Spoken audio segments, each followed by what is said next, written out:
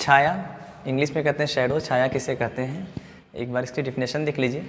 प्रकाश स्रोत के सामने किसी अपारदर्शक वस्तु को रखने से वस्तु के पीछे बनने वाली काली आकृति को छाया कहते हैं।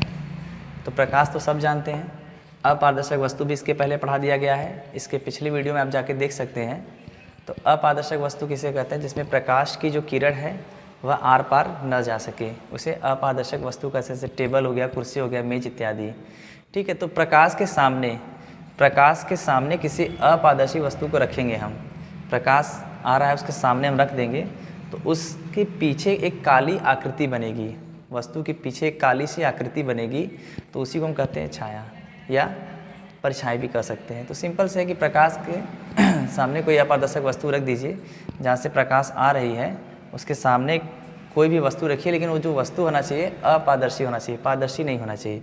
यदि पारदर्शी होगा तो छाया उसका नहीं बनेगा, क्योंकि उसमें जो किरण होती है, पारदर्शी में क्या होती है, किरण आर पार चली जाती है, और लेकिन अपारदर्शी में आर पार नहीं जाती है। तो इसके पीछे, वस्तु के पीछे काली सी आकृति बनती है, जिसे हम क्या कहते हैं, छाया कहते हैं। ठीक है, यदि हमारे सामने प्रकाश की किरण आएगी तो जो छाया बनेगा पीछे, और पीछे से किरण आएगी तो छाया जो बनेगा आगे, यानी एक काली आकृति सामने बनती है, उसी को हम छाया कहते हैं। ये तो क्लियर हो गया। अब अगला जो है टॉपिक है विभिन्न माध्यमों में प्रकाश की चाल। तो प्रकाश की चाल जो होती है अलग अलग माध्यम में, भिन्न भिन्न माध्यम में कितनी कितनी उसकी होती है, तो मीटर प्रति सेकंड में हम बताने जा रहे हैं।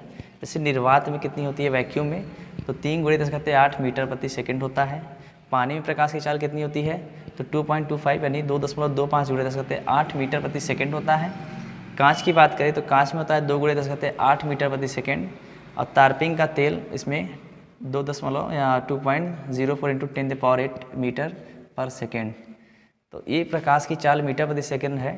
अलग अलग माध्यम, ये सब माध्यम जो है भिन्न भिन्न है, निर्वात, वैक्यूम, वाटर, ग्लास, केरोसिन। ठीक है, लेकिन अब बात आती है कि प्रकाश की चाल किसमें सबसे अधिक और किसमें सबसे कम यानी न्यूनतम होती है, कभी कभी पूछा जाता है।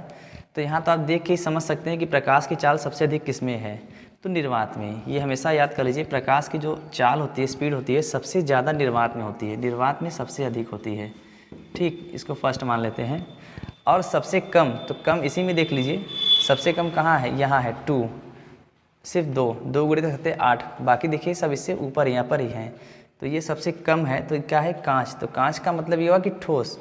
तो ठोस में जो होता है, किसी भी ठोस पदार्थ में प्रकाश की चाल सबसे कम होती है, और निर्वात में प्रकाश की चाल सबसे अधिक होती है।